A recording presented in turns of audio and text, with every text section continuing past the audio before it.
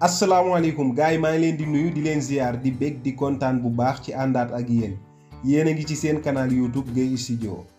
ñu fas yéene tey defalaat leen beneen vidéo tey bi nag dañoo fas yéene tontu benn abonné bu doon laajte nan ngay régler sa problème yow mi bëgg a installer application ci sa téléphone muy bañ maanaam sa téléphone portable am na application boo ci bëgg a installer waaye nangu koo installer wala sax nanguwut a installer benn application. nan la ñuy régler loolu da ngeen di seetaan vidéo bi ba mu jeex incha allah di ngeen comprendre su fekkente ni yaa ngi yor sa téléphone portable am application bu nangut a installé wala benn application nangu cee installé nan nga koy régler problème bi ba mën koo installer facilement. waaye bala ñuy commencer ma lay ñaan su fekkente ni gan nga abonné go li ngay def mooy da ngay abonné te nga activer cloche de notification bi. bu ko defee beneen vidéo bu ñu dugalaat YouTube dina la envoyer notification bu lay xamal ni Gueye Studio dugal na vidéo bu bees boo abonné ci chaîne bi bépp vidéo boo fiy gis du jëm ci lu dul nan ngay def ba mën a gën a utiliser sa téléphone portable te doo ci am benn jafe-jafe lépp lu la jaaxal ci sa téléphone portable incha allah boo àndee ak ñun di nga comprendre lépp kon lan la ñuy def dañuy dem ñu won leen li ñu tax a jóg. yéen a ngi ci seen canal YouTube Gueye Studio abonneel te nga activer cloche de notification bi nga def ko toutes les vidéos bu ko defee vidéo bu fi jaarati YouTube dina la envoyer notification bu lay xamal waaye nag bul fàtte di aimer tey partager vidéo yi jaajëf. su fekkee yor nga sa téléphone nga am jafe-jafe installer application li ngay def mooy da ngay dugg paramètres. bu ko defee nga xool nga seet paramètres des applications wala application nu mu ko bindee parce que téléphone yi bokkuñu te téléphone bii ñu yor application la bind ñu dugg soo duggee paramètres des applications li ngay def mooy da ngay activer afficher les applications de système am na téléphone yoo xam ni fii nga koy fekk ci 3 points yi. boo bësee mais bu fekkee comme téléphone bii ma yor fii laa koy fekk léegi nag su ma la waxee nga comprendre yow fi nga ko mën a fekk ci sa téléphone léegi bii fii la ñuy dugg léegi soo xoolee 3 points yi gisoo ko fa da ngay xool fii bu fekkee gis nga lii ma la woon sa téléphone nag nga dugg fii léegi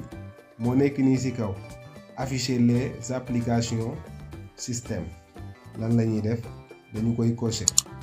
ñu ñëw fii ñu def OK. comprendre léegi lan la ñuy def dañuy glisser bu baax ñu dem ba ci application yi commencé P glisser romb nañ ko léegi ma wàccaat voilà léegi application yi commencé P moo nekk nii nekk application système bi mooy yi nga xam ni ñoom ak téléphone bi ñooy ànd lan la ñu soxla application bi tudd programme d'installation de l'application fii la ñuy dugg boo xoolee gis nga nii ci kaw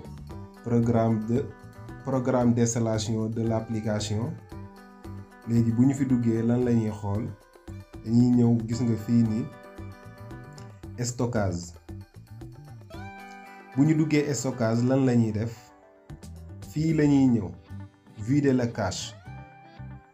ñu cliquer ko après ñu ñëw fii supprimer les données nga bës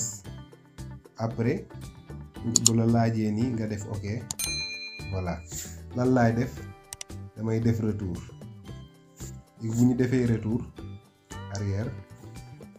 boo xoolee fii la ñu duggoon programme d'installation de l'application léegi dañuy ñëwaat nii fii la ñu duggoon léegi bii mën nga ko tëb mais fii ngay ñëw programme d'installation kit nga dugg boo duggee ba léegi comme ni nga defoon loolu ngay defaat stockage nga ñëw vider la cache boo paree nga ñëw supprimer les données confirmer ko voilà léegi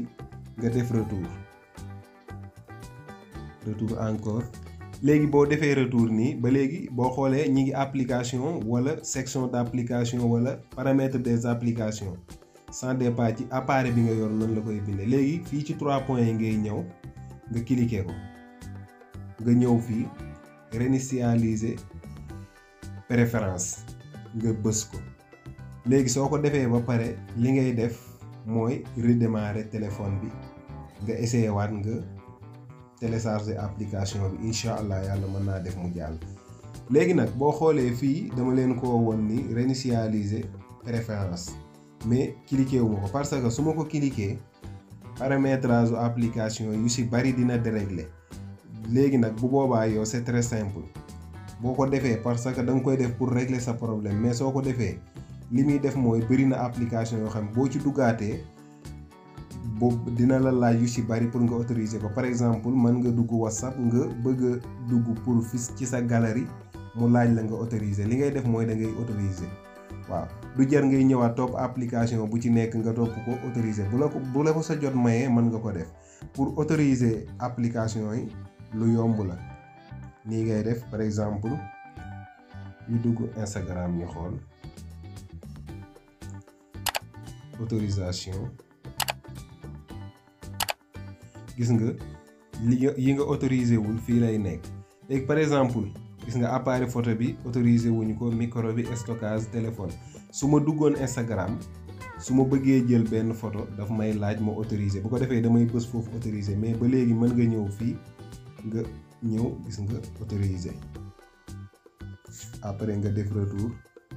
gis nga autorisé naa appareil photo bi dem na ci kaw. bu ma bëggee autoriser contact microphone stockage téléphone